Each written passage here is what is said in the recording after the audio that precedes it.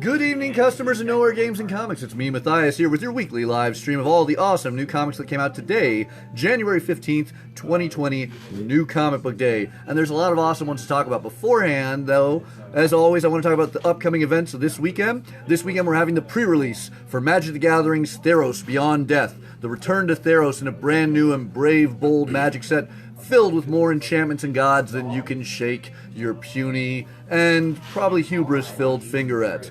So, a lot of exciting things will be starting there. Our first event will be at 3 p.m. on Friday, followed by a 7 p.m. Friday, a 2 p.m. and 6 p.m. on Saturday, and then a 3 p.m. on Sunday. So make sure you make your way out if you're a Magic fan or wanted to try this game out.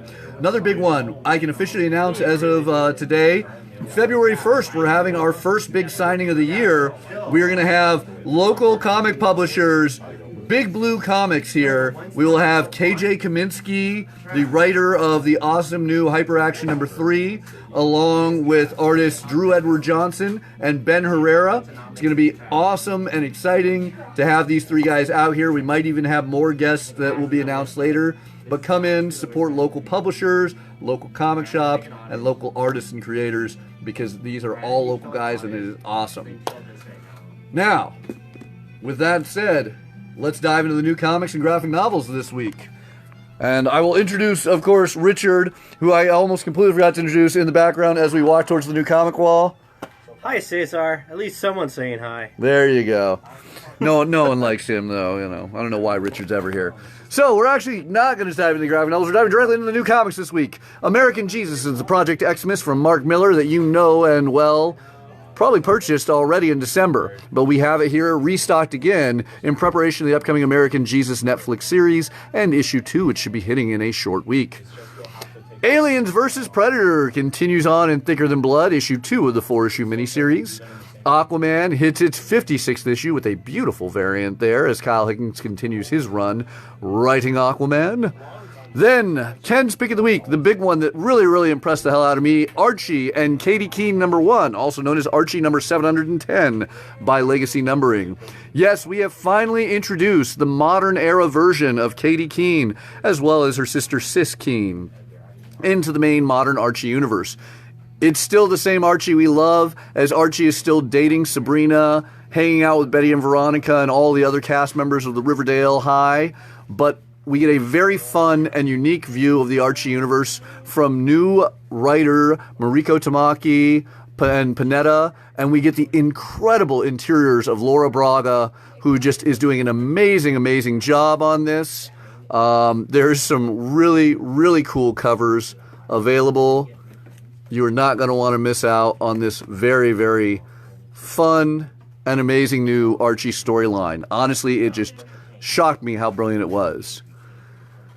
Bloodshot. I'm sure you guys saw the new trailer for the upcoming Vin Diesel movie the other day. Bloodshot issue number 5 of the new ongoing by Tim Seeley and Brett Booth is out today with some also amazing covers. If you need back issues to catch up on this before the Vin Diesel movie, don't worry, we got you covered, as we have back issues for the last 3 volumes of Bloodshot, including Bloodshot's first appearance in Eternal Warrior number 4. Buffy fans, we move on with the Hellmouth event as we hit the penultimate issue from Josh Whedon and Jordi Millar's amazing crossover of Buffy and Angel. And yes, this is a spoilerish cover right there. Some great covers for this awesome book. Conan the Serpent War continues on. We have issue number 3 from last week, in case you've been missing it. Ezra Miller may make a great cameo as Flash in this. If you don't get that reference, well, go watch The Crisis on Infinite Earths, which has a wonderful comic tie-in, a story that you will not find on the television show in this bit right here. So make sure you grab the 100-page giant Infinite Crisis with a lot of great creators, some amazing reprints, and some awesome new stories that, yes, do tie into the CW Arrowverse. We, of course, have our last remaining copies of Dark Knight Returns, The Golden Child, the one-shot by Frank Miller and Raphael Grandpa, who's got a beautiful upcoming Wonder Woman cover.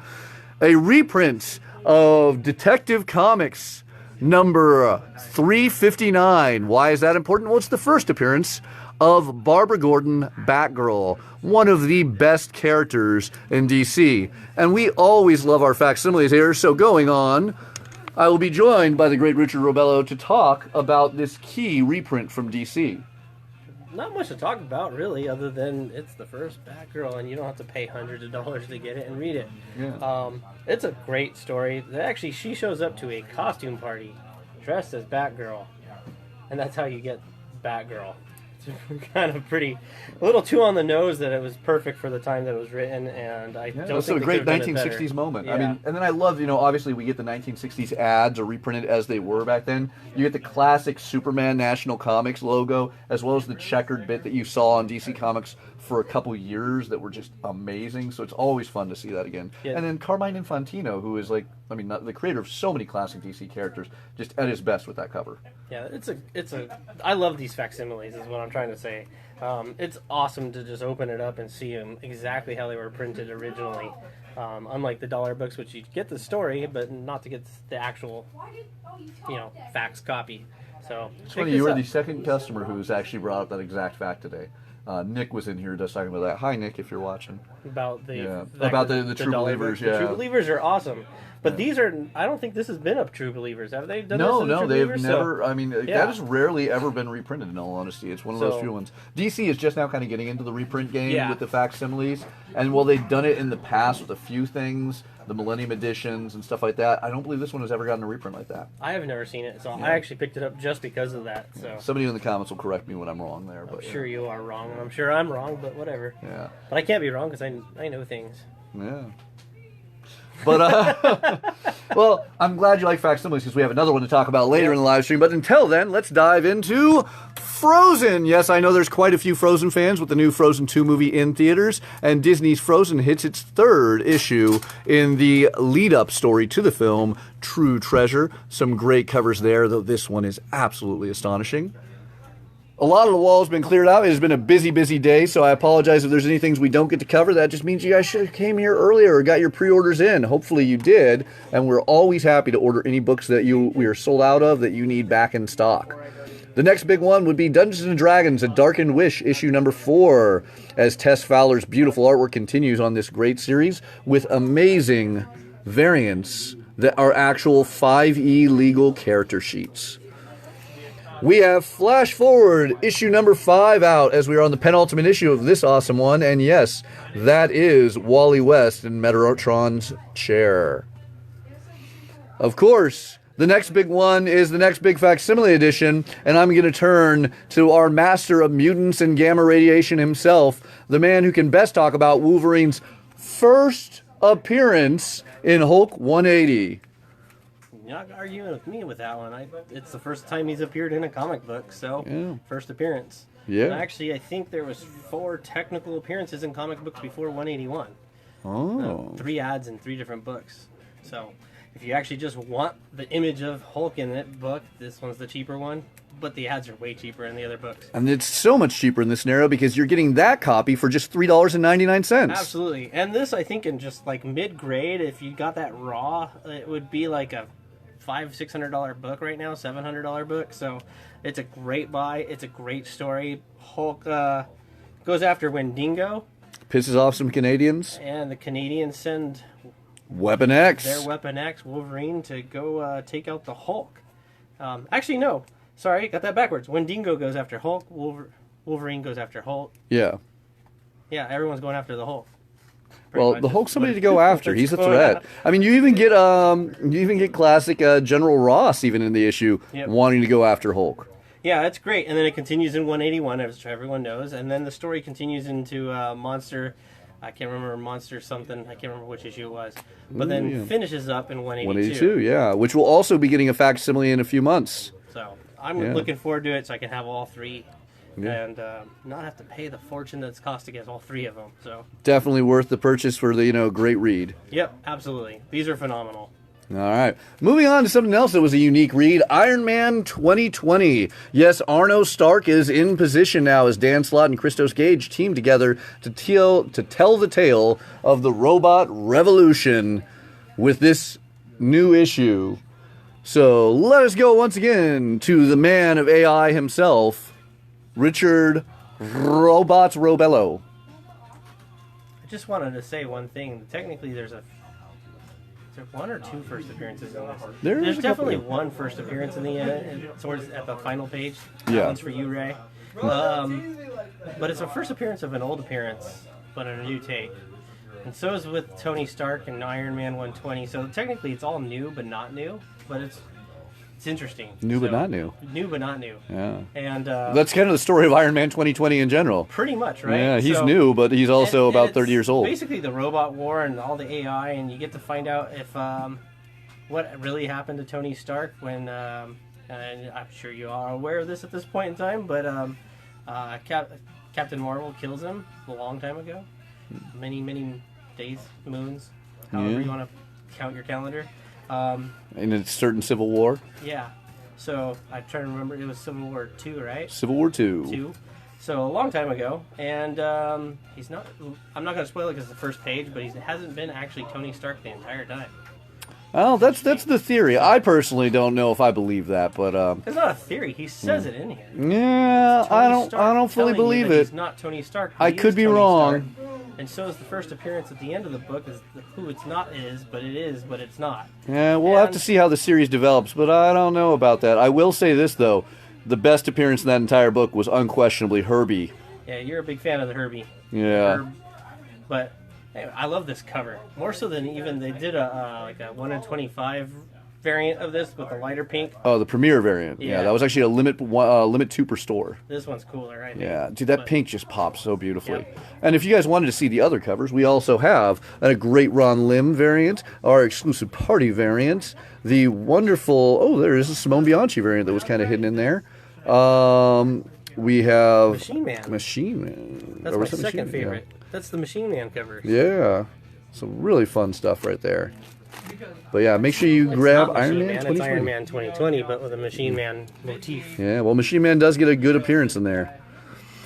For those of you who are fans of Jessica Jones, you're going to love this new Kelly Thompson miniseries, a digital first print, now finally in physical copies. Blind Spot is a great miniseries with some amazing detective work from the best detective in New York, Jessica Jones. 2 great covers available.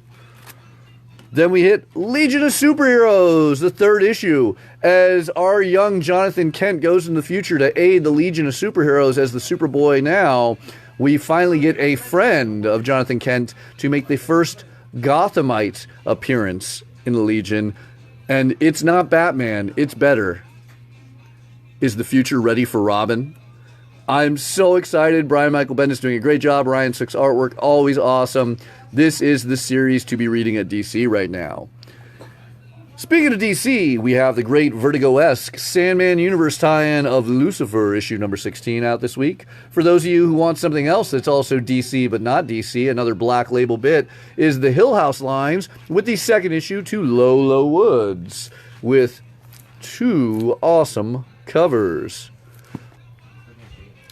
We have the 2nd issue of Lucy Clare Redemption, a tale of werewolves and more.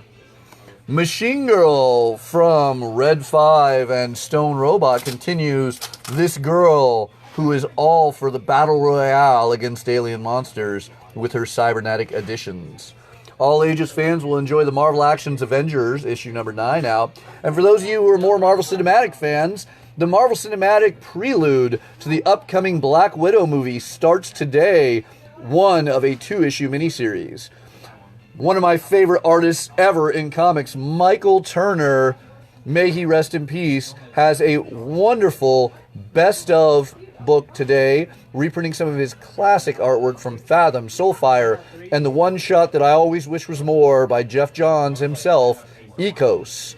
Beautiful, beautiful artwork available in this, and a great variant, as well as there's our Iron Man 2020 variants. But I love that Michael Turner piece. Seeing those original pencils are incredible, especially considering the man loved to dive directly into his ink and not even do pencils. Nightwing hits the 68th issue this week as Dan Jurgens continues the tale of Rick Grayson, the Talon. Then, of course, for those of you getting ready for the upcoming HBO World of Asunda, make sure you grab the 2nd issue out to the public of Niobe, She is Death, by Stranger Comics' ever so great Sebastian Jones. DC fans, we're back with another Black Label book, this one in Prestige Plus format, Question: The Death of Vic Sage, Book 2 now out from Jeff Lemire, with absolutely stunning Bill Sienkiewicz's artwork as always. Valiant fans, of course, there is more from Rye in the futuristic year of 4002 AD. Make sure you grab this Dan Abnett series that is like Lone Wolf and Cub meets Mad Max. Some really fun covers there. Red Mother gets a third printing of number 1. We still have the second printing as well as the first printing in stock. And I love this series so much. And when issue number 2 came out, this was the first thing I read today. I absolutely loved it. Unquestionably the best comic of the week. You cannot go wrong. Jeremy Hahn is knocking this out of the park. Red Mother is absolutely amazing. It is dark. It is twisted. It is so full of suspense that it fills me every single panel with anxiety as I'm on the edge of my seat, unsure where it's going to go. It is awesome. I cannot stress this enough. Some great variant covers hidden in there. Make sure you grab this book. I love this so much. If you grab Red Mother 1 and 2, and for any reason don't like it, I will buy it back from you. It is a no-risk chance to grab an absolutely brilliant comic. Make sure you give this a shot. Revenge of the Cosmic Ghost Rider hits issue number 2 this week with 3 cool covers. Third cover might not be present anymore. Rick and Morty versus Dungeons & Dragons 2, The Painscape, hits its 4th issue, continuing with the great actual D&D 5e character sheet covers, as well as a wonderful buried in D20s Way to Die. Jim Zub still kicking butt on this, as no one can write Dungeons & Dragons like Jim Zub. Then we hit IDW's incredible Rising Sun. Speaking of comics that are based on games, this is Ron Mars and I can never remember Rodriguez's first name, so apologize on that. New adaptation of the popular board games Rising Sun, and I'm going to take it to the east with the great Richard to talk about this fun title that I'm absolutely in love with. Besides the facsimiles, my pick of the week, this is a fantastic book. Thank you, Ernesto, for talking me into getting it. If you love the cover artwork on that, you'll love the interior pages. It is just as gorgeous. I'd say it's more gorgeous even. Absolutely. Yeah. It's really well done. They kind of cluttered the cover, but it's and beautiful. The paper is beautiful. But the story is just equally as beautiful. It gets right into the action. It jumps right in from very first panel. It's action-packed, and it reads really quickly, even though there's a lot to read. And then it ends, and I was like, "Wait, is that like?" I need more, right? I need more. Where's issue 2? I was actually confused by the game part in there. I didn't realize it was based on a game, and I get to the page where it's like telling you how to incorporate it into the game, and I was like, "Oh, that's really the cool neat." Thing is, it gives backstory to the board game. So if you're a fan of the Rising Sun board games, this is a must-read. It gives you a lot more flavor and context to what you're playing. And if you've never played the game, it doesn't matter. It's still a great story. So just a little bit about this, since other than just talking it up and saying it's beautiful and greatly well written, it's about 5 different clans that protect Japan. Technically, I guess they're spirits that protect Japan, and for some reason they've gone missing, and all the monsters are unleashed on Japan, and these I guess the key warrior of each clan gets together and they go on a mission to try to rid Japan of all these monsters, and the first battle is this dragon on the cover. Yeah. It's cool. Yeah, I gotta say, I really like the monk in this. I mean, there's a lot of cool characters. Some really cool stuff in here. Really fun. So make sure you give this one a shot. Don't want to miss out. We're going to order big on issue number 2, so make sure you grab it. Yep. And Nesto, thanks for letting me, talking me into it, but I hate you for taking that 1 in 10. That 1 in 10 was a beautiful cover. So, moving on, we go into the next of the ruins of Ravencroft as Frank Tieri continues his series of one-shots setting up the upcoming Ravencroft miniseries. This one focuses on Sabretooth with 2 great covers there. 1 great cover still left in stock. Runaways issue 29 is out today, as is Ruby issue number 4 with an amazing Art Germ variant.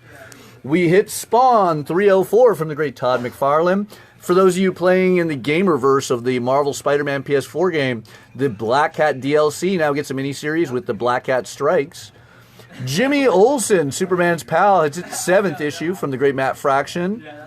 We have Tales from Harrow County, issue number 2. Teen Titans, issue number 38. And the big one from Charles D. Soule and Scott Snyder with the great cover by, or the great interiors by Giuseppe Camuncoli. We have Undiscovered Country #2. Absolutely a great second printing with that awesome cover. But the really big drop is issue #3 as we continue onward in this epic tale of a very dark and twisted America. Make sure you grab this. 2 awesome covers available for you. Jane Foster's Valkyrie hits its 7th issue today from the guys at Marvel. Vampirella and Red Sonja hits its 5th issue from Dynamite. And then we have quite the interesting one to talk about, Venom, The End, by one of my favorite comic creators and mangaka, Adam Warren. This is a really cool one with 2 great covers. That one by the writer himself, Adam Warren. Let's go to my master of symbiotes to talk about this. Another one that I was actually on the fence on deciding on whether or not to buy, but I did because I'm a big Venom fan, and I figured, what the hell? I'm glad I did. It's a lot of fun to read. It is a very bizarre, very strange, out there, kind of just all over the place book, but because of that, the story is very interesting. The way the panels and everything laid out, the visuals, for me, were a little bit distracting, but the story definitely makes up for it. It's basically the end story of Venom, and it's really cool. I don't want to spoil any of it for you, but he's the ultimate hero in this, which is really cool. And I was correct in the FOC. Remember what I said about the symbol here at the... I don't want to spoil it. If you didn't miss the FOC, you should be watching our FOC videos. It was my theory on where that came from, and I was correct. And it plays a big role. He was correct, yeah. Plays a big role in this and how the whole story plays out. So yeah, I gotta say, it wasn't a traditional Venom story, I feel. Let's do it this way. It wasn't a traditional Venom story. It was very much an Adam Warren story, and it reminded me very heavily of his miniseries from the early 2000s, Live Wires, which is great because now not only do we get Adam Warren back at Marvel doing something very cool like that in Venom, the M, but if you're reading or you want to read Black Panther's Agents of Wakanda, the next issue is going to bring the Live Wires back, so we'll get to see even more of that Adam Warren goodness. So hopefully we'll get to see more Adam Warren in the future at Marvel. Another thing I thought was really cool was they kind of obviously used the Carnage codices and the way they laid out that story arc, and that plays a huge role in how Venom story ends. But on top of that, it kind of felt like he was creating his own Krakoa in a cosmic way. Yeah, I'll be curious how that might, if at all, tie in with Kate's stuff. Yeah, I don't know. It's so far out there. I mean, it's thousands and thousands. I think they said like trillions of years in the future, and it's just a trip. But if you focus on the story, it's a good read. Yeah. And I mean, if you also are a big fan of the Marvel Universe, there's a lot of little hidden Easter eggs of like everybody from Iron Man to Ego. Everyone. Yeah. Literally everyone. Yeah. I mean, some really unexpected mutants. I like that one. Yeah. So, cool. Yeah, even a little bit of Deadpool in there, too. Deadpool's in it. Yeah. Like I said, literally everyone. Oh, and it even ties back to the Iron Man, because it's the Techno War. Yes, it does. You're right. So, it's got everything going on recently, all in one book. Yeah. At the end of time. But yeah. And that is the actual last new comic of the week. But I do want to point out we did get a restock in of our X-Men #4, our Venom Island variants that we were missing.